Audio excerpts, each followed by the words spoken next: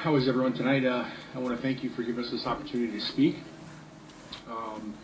I'm here today to voice my opinion on gun control. As a lifelong Connecticut resident, I feel my views are not being heard or represented by most of my politicians, and this seriously concerns me.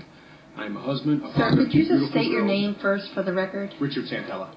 Okay, thank you. I'm a husband, a father of two beautiful girls, 8 and 10 years old.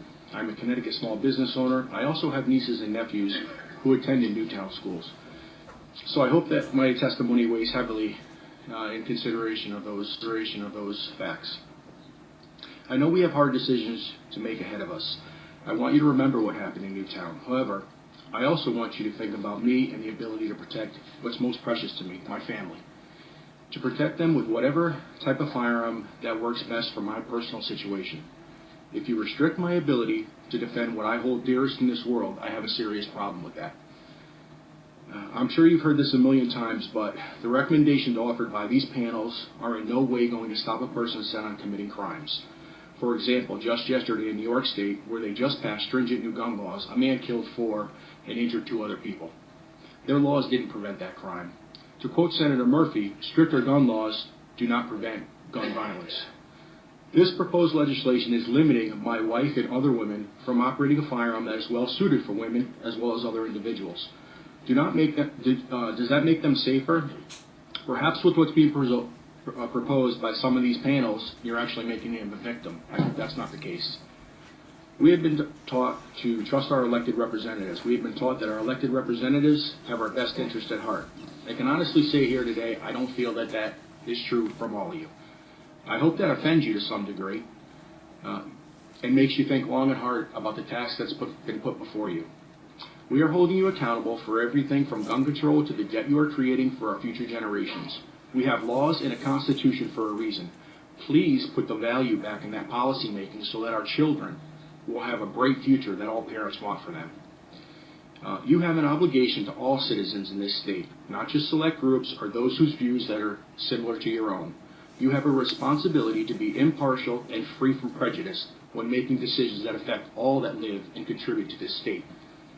In my testimony that I submitted, I also included those recommendations that I support and those that I oppose and my reasons why.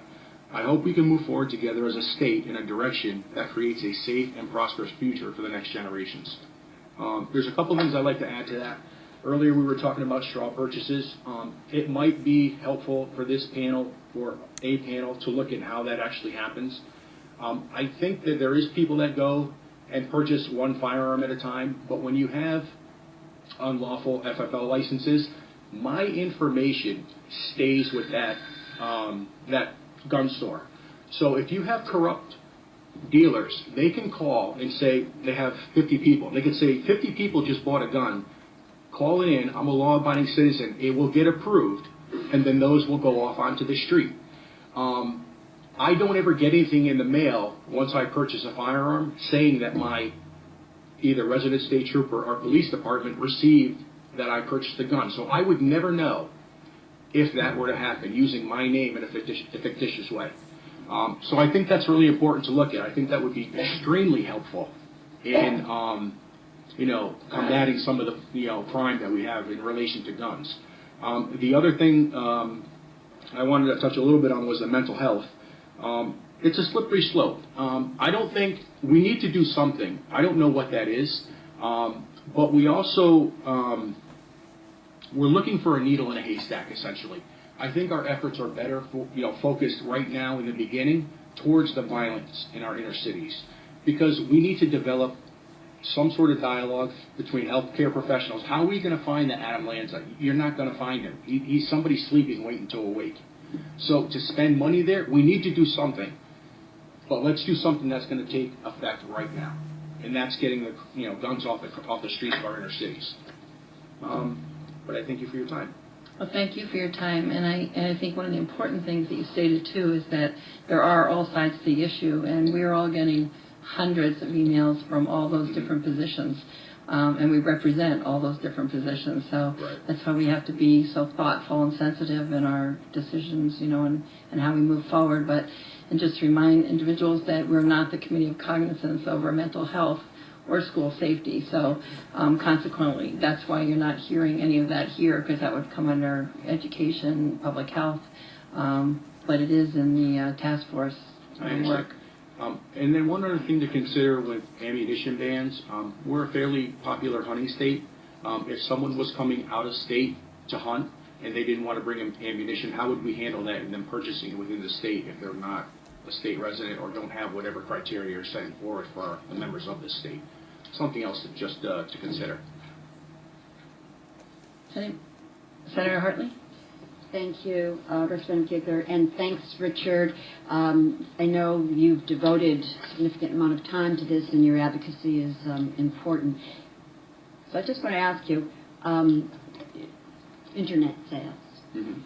You can understand how they appear to be just kind of that floater out there. I do. What about if they had to go to a FFL to pick that firearm up, as opposed to us not? I mean, a few years ago we dealt with this with the selling of wine that was coming in from out of the state, because we didn't know, quite frankly, if minors were purchasing that. I think that in the beginning it sounds like a good idea, but what I think that is essentially going to happen, the people that are committing these crimes and, mass murders or whatever you want to call them, they're not buying ammunition in bulk. They're going out and buying 50 rounds, 100 rounds. So if they pay whatever, they don't care. But what it would affect, and it would essentially be a tax increase, is to the sportsmen who shoot on a regular basis. We go online because we're able to shop the price, get the best deal. So I think that would be essentially an increase to the gun owner.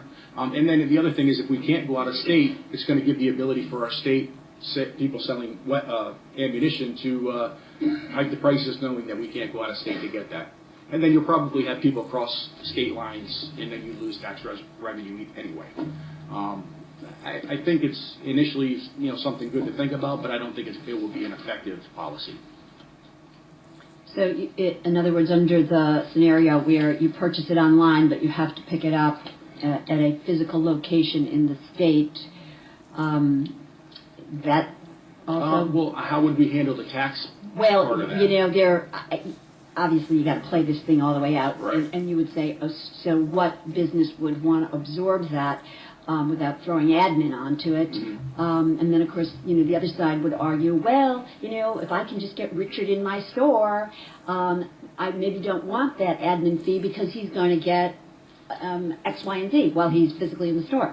Well, and it's an opportunity for more. A similar situation, how I would say it works now, is you can buy a firearm online. It needs to be shipped to a licensed FFL in state. Right. That licensed FFL charges you an additional fee to do the processing. So I don't think that they're going to not charge you a fee to do the processing. I think essentially it would do very little, if anything at all. I think there's other areas that we could focus on, like inner cities and mental health. And the thing that we can do right tomorrow, put armed securities, qualified armed security in our schools. That would be the biggest step forward to the safety of our children. And I find that hard to be denied by anyone. I know Governor Malloy is not for that, and I frankly don't understand why. That's a whole other conversation. That's school security. No, I understand. I could obviously have this conversation with, but I'm going to try to think about the rest of this list. Thanks, Richard. You're welcome. You asked?